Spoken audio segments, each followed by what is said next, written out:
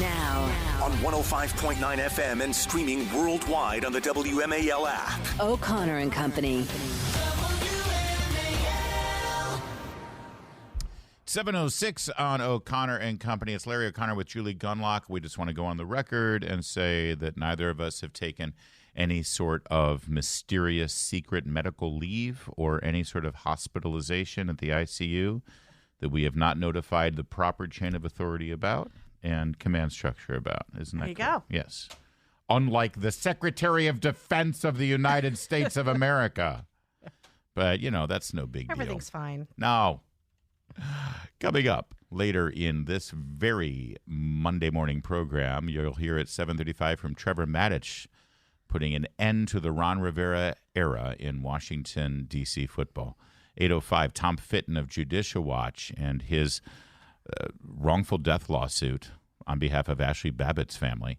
And then at 8:35, Representative Chip Roy of Texas. That's a lot, and it gets even better because joining us right now is Joe diGenova, former U.S. Attorney for the District of Columbia and a good friend of the program. Hey, Joe, Happy New Year, Merry Christmas. Happy New Year, Merry Christmas, good morning, and isn't it great we now know where the Secretary of Defense is? It is really, I'm proud of our nation today.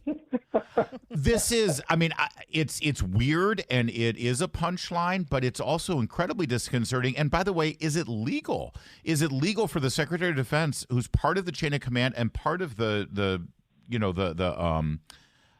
what do you call it? The presidential succession, right? Well, is it? I mean, it's just fine for him to just sort of check out for a few days and not let the chain of command know?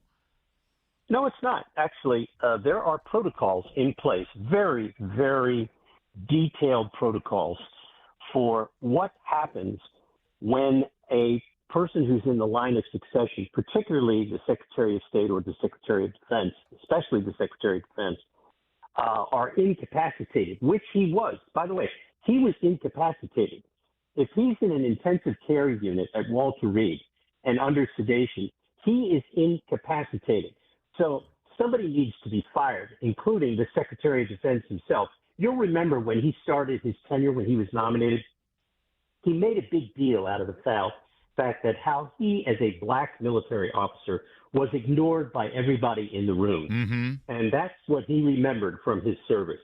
The reason he was ignored is that he's not very bright, and nobody wanted to hear what he had to say. And so there's a part of me that says, since he decided not to tell us where he was, I felt safer because I knew that others were in charge. But now that I know where he is, I am worried because it shows his dereliction of duty. He should be fired, but he won't be by Joe Biden, who loves incompetence around him. And boy, does he have it in just abandon. One other point on this, though, Joe, I mean, one of his early acts in the first year as Secretary of Defense was to discharge thousands of members of the military if they didn't get the COVID shot. Yeah. The COVID shot that actually had no effective reaction to stopping the virus or preventing the virus from spreading.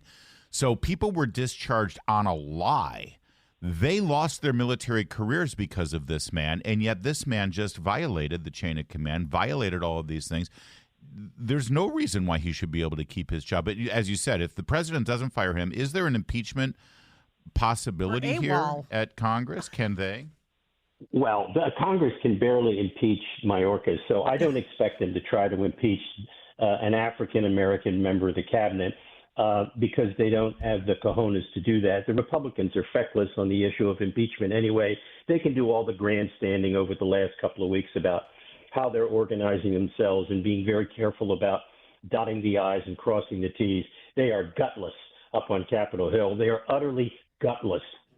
They have the power. They don't know how to wield it. They don't want to wield it. He'll get away with this. He, Austin, will get away with this because he's black and because he's a Democrat. If he were anything else, he should be fired. Impeachment is out of the question because Republicans don't know how to do it. So, Joe, on Friday, Biden made his first campaign speech near Valley Forge, and the entire time I was watching, all I could think of is Monday when we get to talk to Joe diGenova, because all I want to hear is your reaction to the sort of Trump could destroy America speech given by Biden. Well, what's fascinating about this is people have just put your thinking caps on for a minute. January 6th is now playing a double role. It is the centerpiece of the Biden campaign.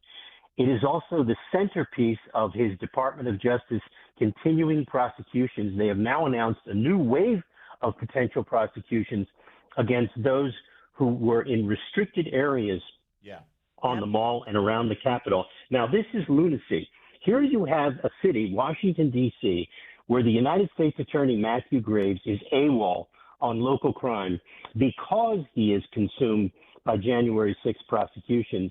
And now the President of the United States goes to Valley Forge and gives a speech which can only be described as Goebbels-like in its idiocy, its vileness, and its design to divide the country.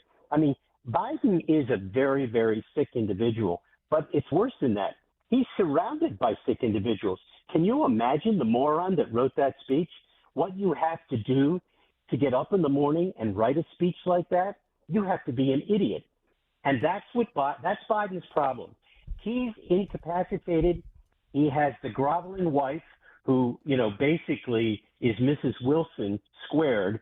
And then you have surrounded by an incompetent staff and a Secretary of Defense who disappears and an Attorney General who thinks January 6th is the worst thing that ever happened in American history. Just look at the list of loons. Yeah. I have a thing in my pocket I carry. It's called the list of loons, and it's getting longer every day with the Biden administration. The use of January 6th, Joe, as you put it in the language in the speech, which was here I'll give people a little flavor of it, a quick montage.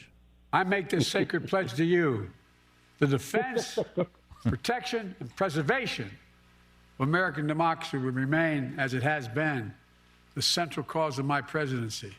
The central cause of his presidency is preserving American democracy, or the democratic process, to be more accurate, because we, of course, are not a democracy. We're a constitutional republic.